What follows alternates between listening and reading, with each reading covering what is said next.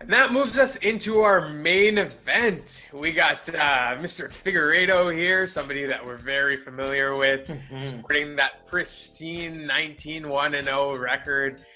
He's coming off of a few, very credible wins against Benavidez, really vaulting him as the champion in this category. Hmm. He was actually supposed to take on a different fighter in Garbrandt, I believe. Hmm. Cody, yeah, we And talked about him a little earlier. It's sad we missed out on that kind of, Marino ends yeah, up fighting Brandon Royval, and now Alex Perez steps in, which is kind of crazy, right? and he gets the fight against Figueiredo. Hmm. Garbrandt kind of, I believe, tore something in his arm, so Hmm.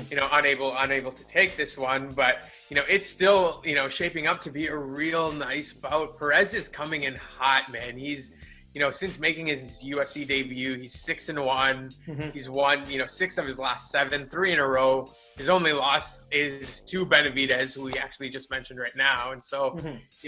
if there was a contender to get moved up that I'm actually really excited about, it is Perez. Isn't it funny, right? Talk about Big Joe being the prototypical always a bridesmaid, never a bride, right? I mean, this guy Mm-hmm. has taken down a who's who of flyweight contenders. The poor guy has had to deal with Demetrius Johnson, Henry Cejudo, and now also later in his own career, unfortunately, a very dangerous Figueredo. So, my hat's off to him. Thank you for everything you've done for the sport, your career. You've made flyweight fighting as exciting as possible. And so, that's where for me, it really sucks, right? Like we talked about Shogun even having to deal with, you know, Jones being the new contender at light heavyweight Yeah. back then. But it really sucks, right, for him. So here's another younger guy about to go in after beating three people, after losing to him. Now he gets the chance after Benavidez lost twice, as you already mentioned. So it's an interesting fight. I do like Perez's aggression. I do like the way he fights. I like the way how he's tight. I like the crispness. I like how he's going to try to mix it up a lot.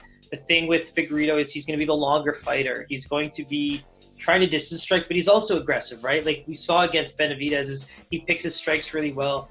One thing I did notice is that he can get hit as well.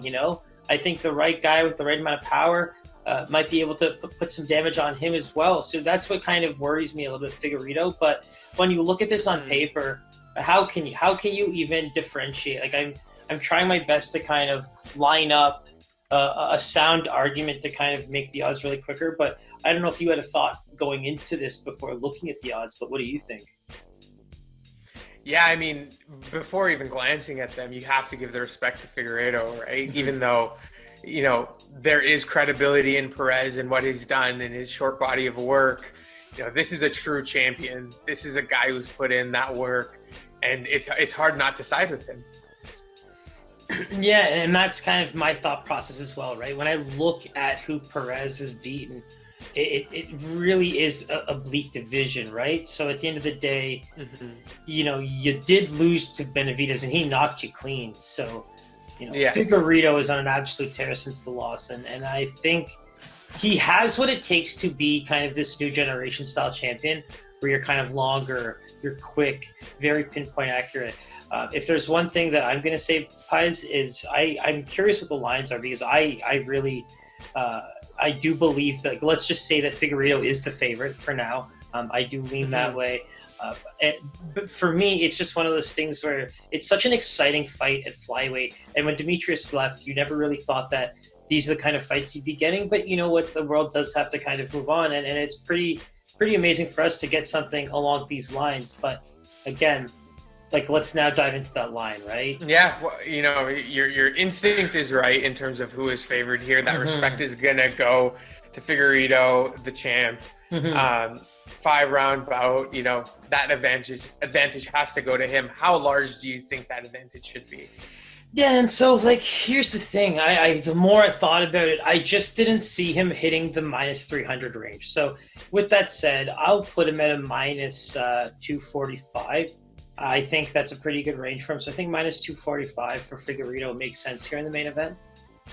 So you're just on the cusp of that 50 point swing here, but he is a minus 315 favorite. Oh, okay. Yeah, So, it does seem like, the replacement fight in Perez, they're not giving him as much credit as maybe he deserves, or maybe he doesn't. yeah, because he is a Dana White Contender Series fighter, and I'm curious to see how long it will take for some of these guys to get that mainstream.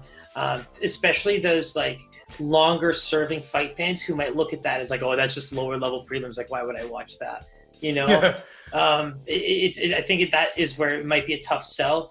And I could almost guarantee that a minus 315 line seems like a funny opening line. I wouldn't be surprised if that line opened at minus 300 and got absolutely shattered. Absolutely. And so Perez comes in at a plus 250 there. I don't really see a scenario where we touch Perez. Figueiredo is just too much of a professional for us to kind of fade him in this. Well, here's the thing, man. When I look at my notes right now, what you just kind of dropped on me is really interesting to hear, because my max was about plus 180, plus 190. So what I'm hearing is pretty interesting.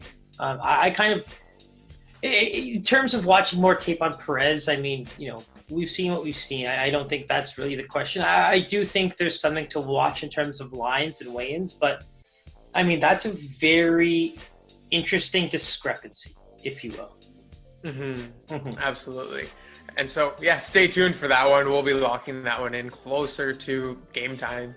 And so stay tuned for that. As usual, hit that bell button, hit that subscribe. Ding, ding, ding, we ding. love all you guys. We love you tuning in. So continue to do so. We really appreciate it. Our Instagram is there. Our Twitter is there. Give us a follow. Give us a comment. Any questions you have, shoot them our way. And Siraj, thanks again for the breakdown. I'm really looking forward to this one.